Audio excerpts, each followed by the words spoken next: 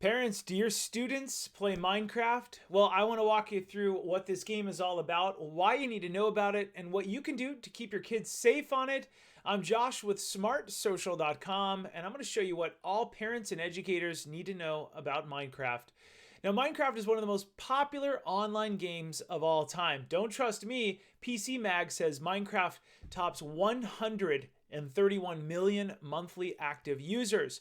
With people staying at home during COVID-19, Minecraft has seen exponential growth worldwide, says PC Mag. Now, Minecraft marketing says infinite wonders, endless possibilities. Create and explore your very own world. Build almost anything and complete on massive multiplayer servers. We're going to look into this in just a minute. And fend off dangerous mobs. Now, what is Minecraft? Well, this is a sandbox style game without set rules. Now, a sandbox game has a great deal of creativity with really little or no objectives. Imagine putting your kids into a sandbox or maybe giving them a ton of Legos in the living room and just saying, build something fun. That's what Minecraft is. Players create a world, exploring it and building it all along the way. Minecraft is designed for solo play or group play with friends or online strangers.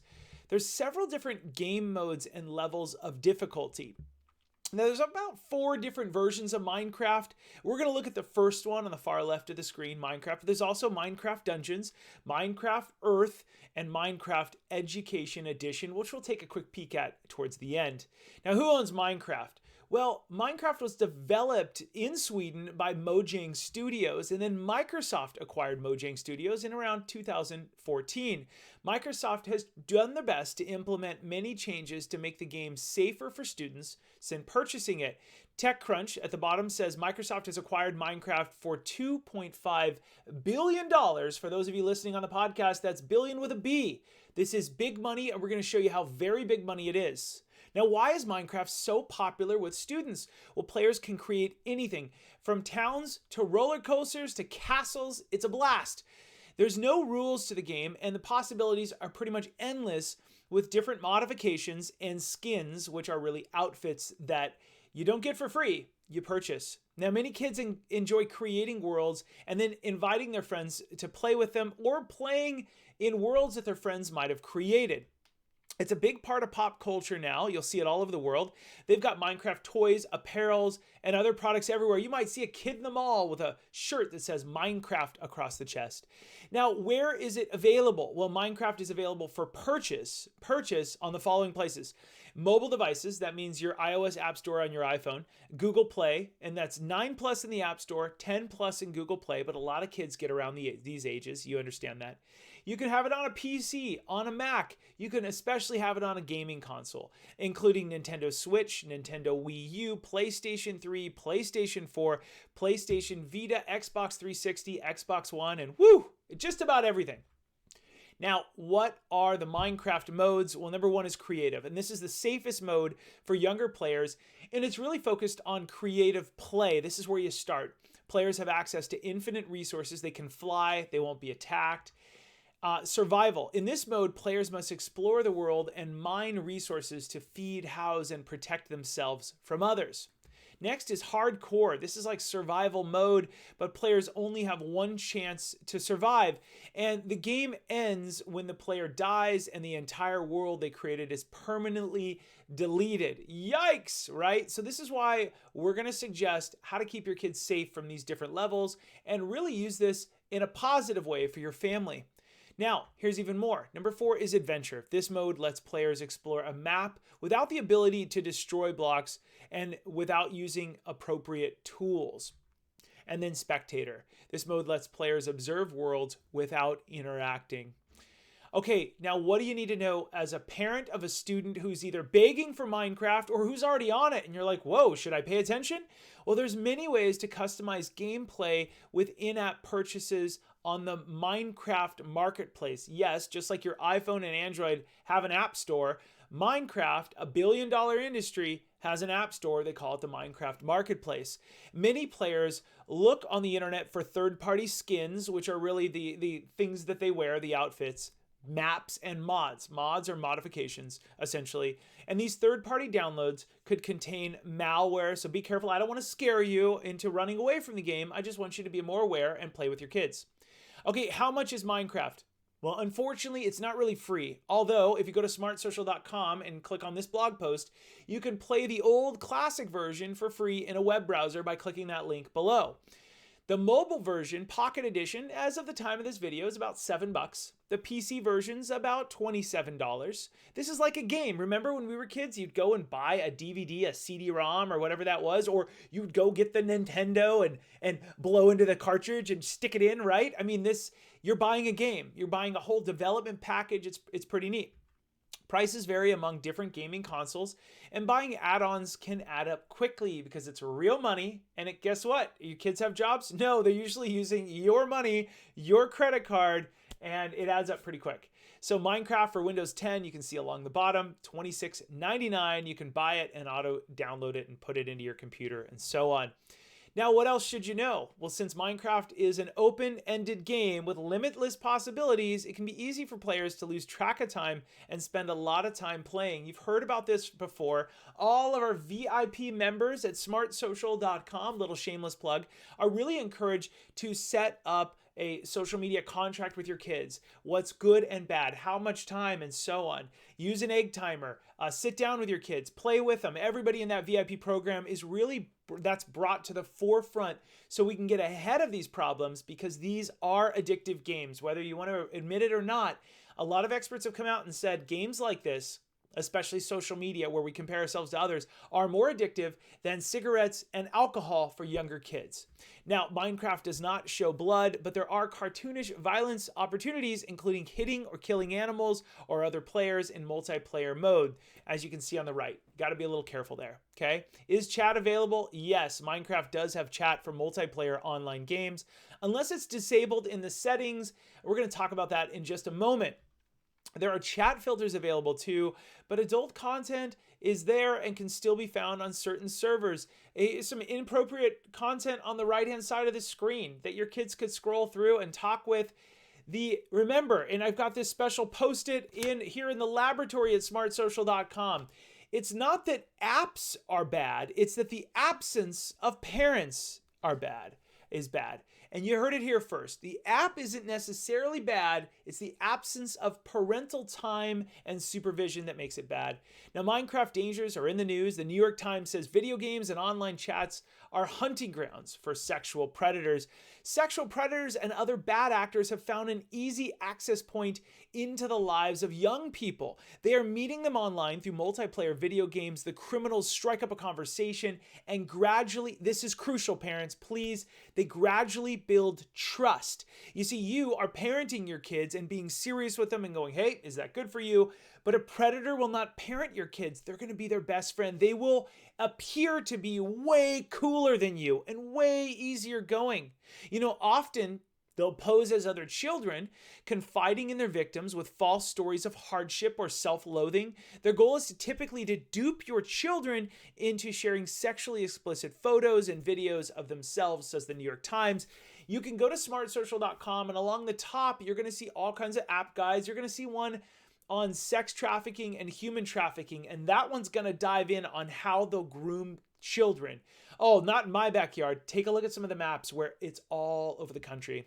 More Minecraft dangers in the news. Yahoo News says a Minecraft YouTube star has been accused of grooming and sexting with 2 underage fans. This is crazy. YouTuber Carson King, better known in the gaming community as Call Me Carson, is facing accusations that he sexted and traded nude photos with 2 minors when he was an adult. He's also being accused of grooming one of the underage fans. King is currently 21, has over 5 million YouTube subscribers across his channels. Now, the point is that wherever your kids are at, wherever there's large numbers of people, that's where people go, and that's where some of the danger is at. Now, how Minecraft players connect and share ideas with other players. Watching other people play Minecraft on YouTube is a very big business. YouTube reports 201 billion, with a B, views of Minecraft videos in 2020 alone.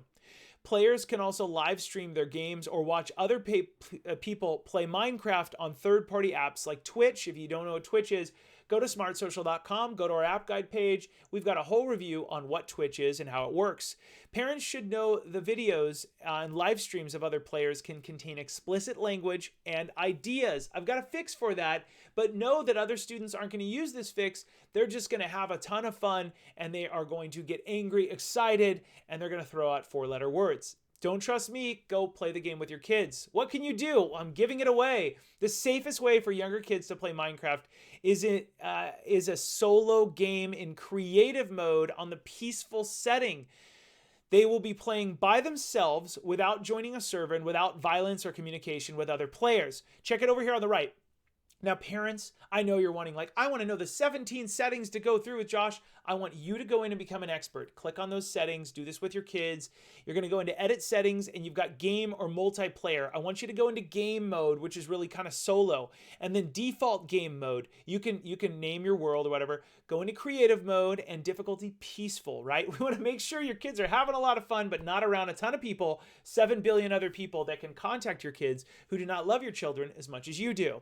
Now, if you plan to let your child play online multiplayer games, make sure to play with them and or research safe server options. Pop in and out every once in a while. It's like having some friends over in your kid's bedroom. Door is always open a little bit, and you're popping in. You're like, hey, you guys hungry? You need anything? Hey, what's going on? You need anything? And they need to know that your wisdom lives online as well, and that it's not just these other people throwing out inappropriate words and so on. Here's a server warning from one parent, a parent of a 9-year-old. They say some servers are unsafe. You will be allowed to say bad words and role play sexually and get girlfriends, etc. If you download this game, be careful on which servers your child plays on. They are speaking to your kids, trying to be way cooler than you are and trying to compete with the parental guidance you're giving your children. Now, what else can you do? Talk with your children about cyberbullying and grooming and let them know they can always come to you for help. Consider not getting mad. Just listen and go, okay, thank you for coming to me. We need to reinforce your students wanting to come to you with bad news so that they come to you and not to some other random person on the internet. Now, also explain the dangers of giving out personal information to a stranger. Talk to your kids about that or they won't know. Spend some time watching your child playing the game and express interest by asking if they can show you how to play.